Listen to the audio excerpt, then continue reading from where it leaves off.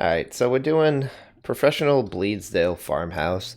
And as we go through, I'm going to try and give some tips and tricks that I use that generally helps me succeed in doing this. Uh, so, easiest thing to start off with, thermometer. One of the easiest ways to find the room. I always bring a strong flashlight, just because it's much better than the others.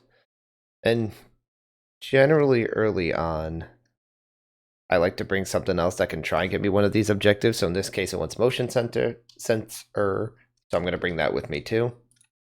And we'll go try and find the room with a thermometer, set up the motion sensor, then we'll come back for some of this stuff. And it's Betty Thompson.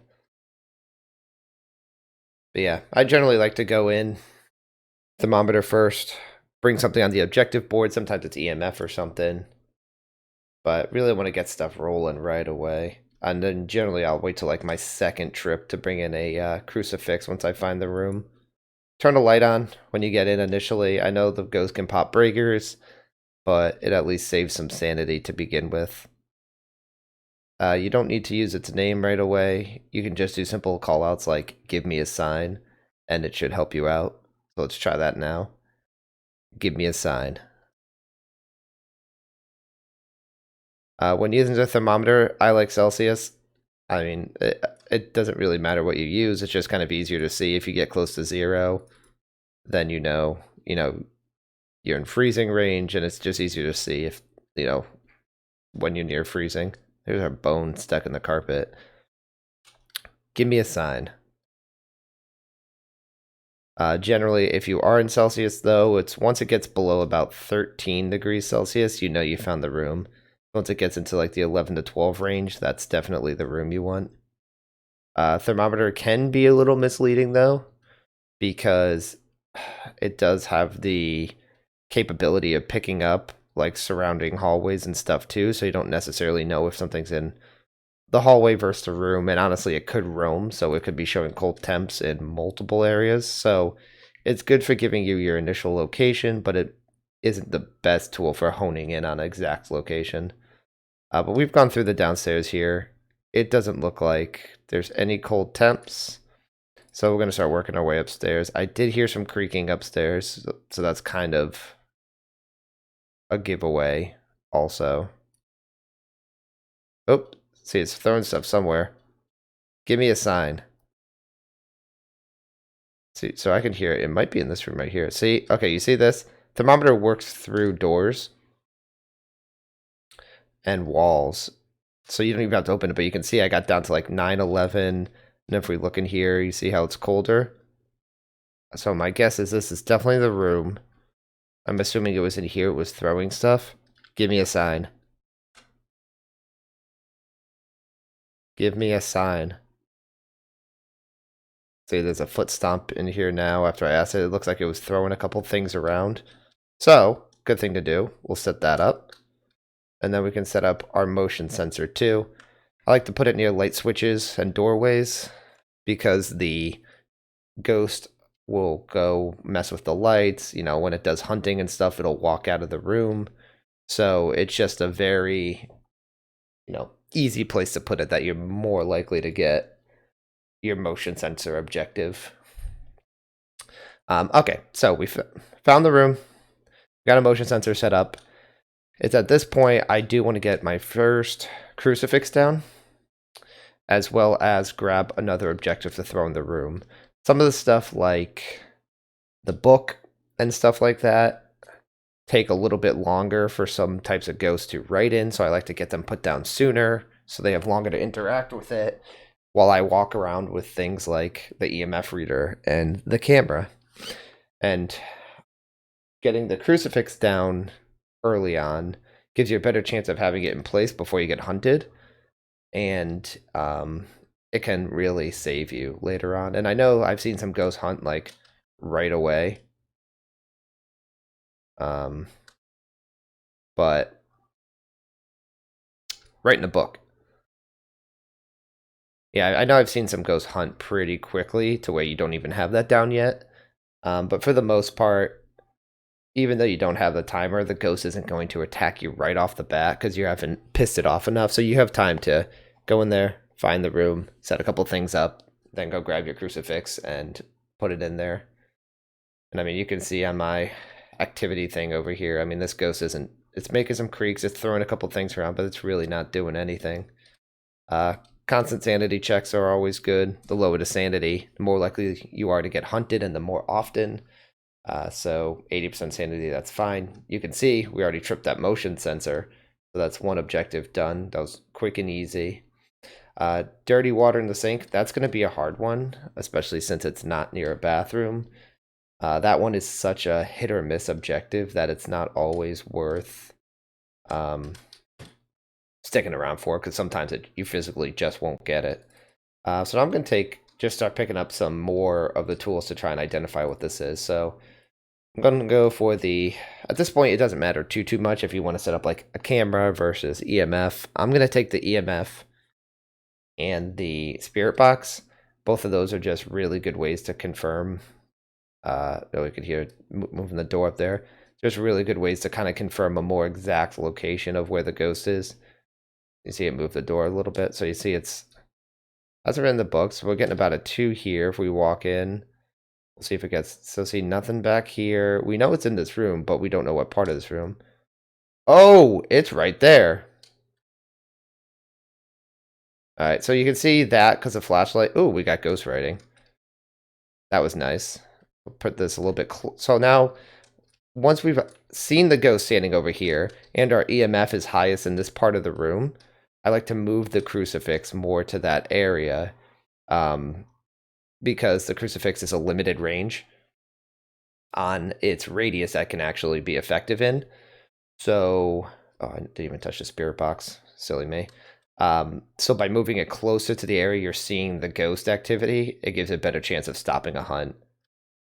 We'll use spirit box next. Spirit box, you can ask questions like, where are you? Are you here? How old are you?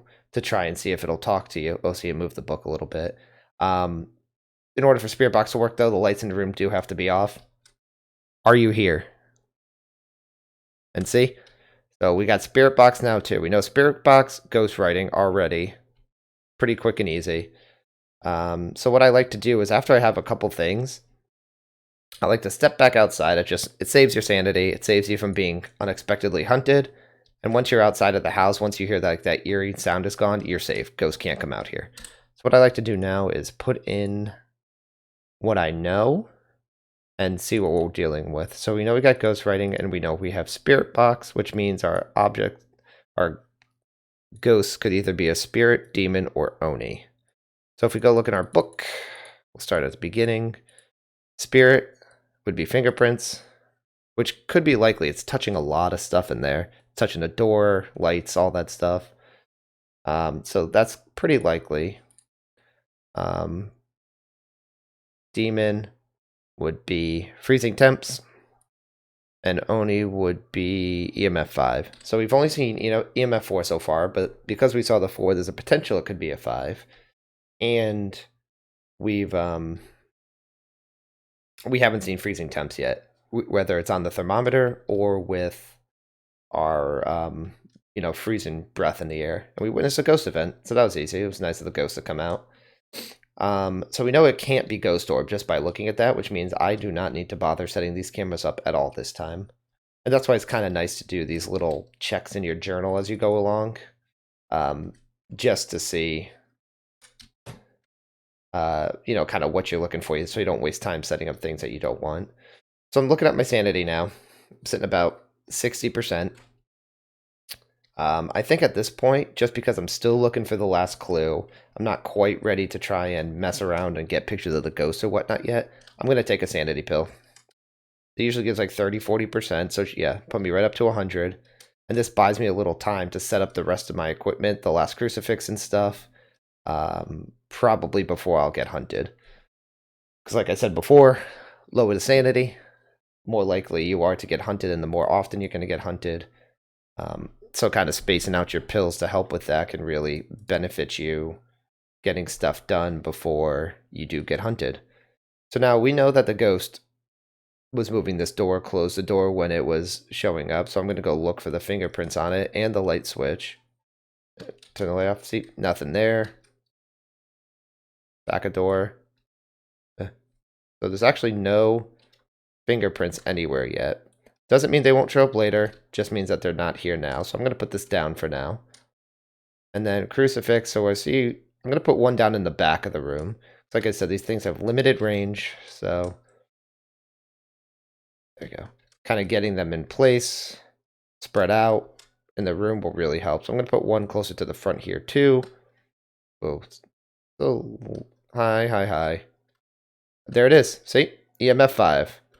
So see, the EMF is like the freezing temps and everything. It can take a little while for it to show up. But we know we got EMF 5, which 1 tells us that the ghost is right there, and 2 gives us our final clue. So here's what I'm going to do. I'm going to go back outside. I'm going to put this in my journal. And then we will set up for the last phase of the investigation. So the first phase, I always like to go in, figure out what I'm dealing with, get these clues, bam, figure out what I'm doing. Sometimes this takes longer than it can. You know, sometimes, like, especially Oni, sometimes they take forever to write in the book and stuff like that.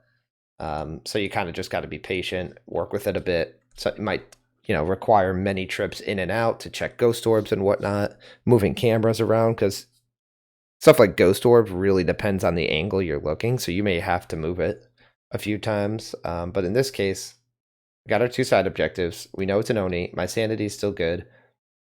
Our crucifix are in place for when it hunts. So a really good thing we can go do now is take a camera. I'm going to take a... don't really need glow stick or anything anymore. Honestly, we don't necessarily need anything other than getting some bonus money. Because we could leave at this point with these 2 objectives done. Like I said, I don't think we'll get dirty water. It's very random when you do. And we know the ghost. So we could leave and still get a lot of money. But in almost every level, there's interaction pictures you can take.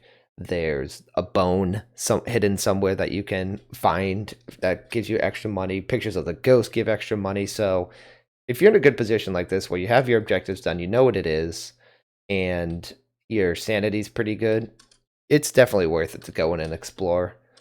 Got our crucifix in place, and we know that, like, if you go and look at an Oni, it's active when people are around. So there's nothing special we have to do to help ourselves. But, you know, if it was something else, maybe like a Yuri, we would go and smudge it because that would keep it from running at us or hunting us or coming out of its room for a little while. If it's something like, you know, a mare, we know we want to turn the lights on. If it's a djinn, we know we want to turn the lights off or the power source. So, like, there's different, depending on what you're dealing with, there's different ways to help yourself as well. So that's just always good stuff to keep in the back of your head, like, oh, what ghost am I dealing with? But yeah, so what we're going to do now, we know where the ghost is. We know what it is. So now we're going to go try and find the bone and stuff, which we already know where it is. It was in the carpet in the kitchen. So the way you have to deal with the bone is you have to find the bone. You then have to take a picture of the bone. And then the last step is to pick up the bone. And once you do that, you'll see we have a picture of the bone. It's got the label on top to let you know that it's a qualifying picture. And so that will get us some bonus money. I can hear it touching the door again upstairs. So other things you can look for in levels. You can look for Ouija boards, which will give you some interaction pictures as well as, you know, let you interact with the ghost a little more. It's kind of fun. It you know, the ghost will tell you how old it is, where it is in the house, stuff like that. The issue is, unless it's a demon, it will drain your sanity very quickly. Another tip, there's these keys. You'll see random keys throughout houses. You want to pick those up because they will unlock certain doors within the house, like basement doors, exterior doors. So, like, see, this is another exterior door that I am able to get out of because I have a key. Even stuff like car keys. So if the ghost turns the car alarm off or on, you can turn it off. Another thing to look out for in levels is if you see these guys right here. This is a voodoo doll. And what you need to do with these, you need to pick them up. I generally like to take them out of that room and you throw them. And sometimes they don't move too much, but you want to throw them so you get a lot of good movement out of them. Something like this. Oh, I'll show you in a second when I actually get it. Yeah, sometimes it's kind of sticky. Honestly, it might be enough. We'll see. Okay, that might be enough. And then you want to take a picture of it once it's moved around a bunch, and that gives you an interaction. So touching those, actually, I think there's a key in here somewhere, but whatever. Yeah, so throwing those voodoo dolls around a lot of the time and taking a picture of them will give you that interaction bonus. And every photo you get that says interaction over it is just extra money. So I'm back at the room. One thing we're checking on, I can still see that my 2 crucifix are here. So we know we're safe, or probably safe. When a ghost tries to hunt you within the radius of the crucifix, it'll consume the crucifix, and then your crucifix will disappear from the floor. So if I were to come back here and see that this is gone, I'll know that it tried to hunt me from roughly this location, and the crucifix stopped it. Which means that I either need to move the one up to there, or if I'm out, I need to start being extra cautious, because now there's nothing protecting me from getting hunted. Another tip, the book, if the ghost writes in it, you can take a picture of that. That will count as an interaction photo as well.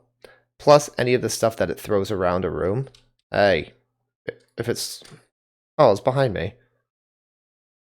So, generally if it slams a door and stuff too, you can take a picture of that. That'll be in interactions. And this right here, all bonus money. All bonus money. So you can see the EMF is going off 5. I don't know. Let's see if that'll count. No, that doesn't usually count. But the thing slammed the door. I think it was behind me. I think I accidentally backed up into it, which will make it disappear if it's not hunting. So that kind of got rid of it. But we can see both my crucifix are still here, which means that it did not try and hunt me. It was just messing with me. So we're okay to keep moving along. See, now it's messing with the lights and stuff for shits and giggles. But again, as long as my flashlight is not blinking, I am not being hunted and we are okay. Oh my god, it's shutting every one of my doors.